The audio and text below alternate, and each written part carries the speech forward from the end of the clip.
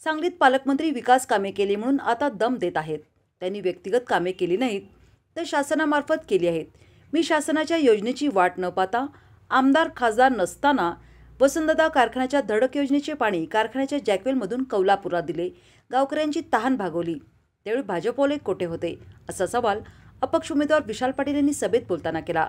अपक्ष उमेदवार विशाल पाटील यांच्या प्रचारार्थ कौलापूर येथे जाहीर सभा पार पडली। यावेळी ते बोलत होते।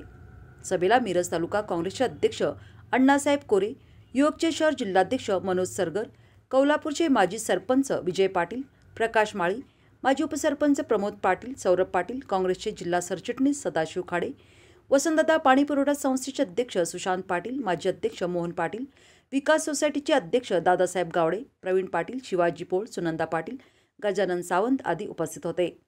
विशाल पाटील म्हणाले, कौलापूरच्या पिण्याच्या पाण्याचा प्रश्न गंभीर बनला होता।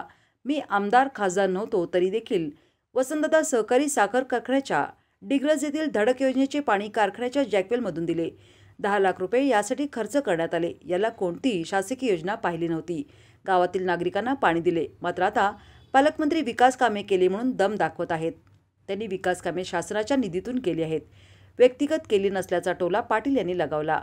भाजपने धनगर समाजाला अनुसूचित जमातीचे आरक्षण देण्याचा शब्द दिला होता, मात्र शब्द पाळला नाही। भाजप आता संविधान अडचणीत आणू पाहत आहे, पण आम्ही वसंतदादाचे वारसदार आहोत। दादांनी जसे प्रत्येक समाजाला संरक्षण दिले, प्रत्येक समाजाच्या पाठीशी ते कायम राहत होते, तेच कार्य आम्ही करत आहोत।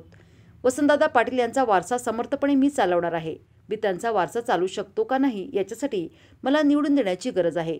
मी कामात राहणार आहे, पुढचे लोक कामात राहणारे नाहीत। त्यामुळे या निवडणुकीत लिफाफा समोरील बटन दाबून मला विजयी करावे, असे आवाहन विशाल पाटील यांनी केले।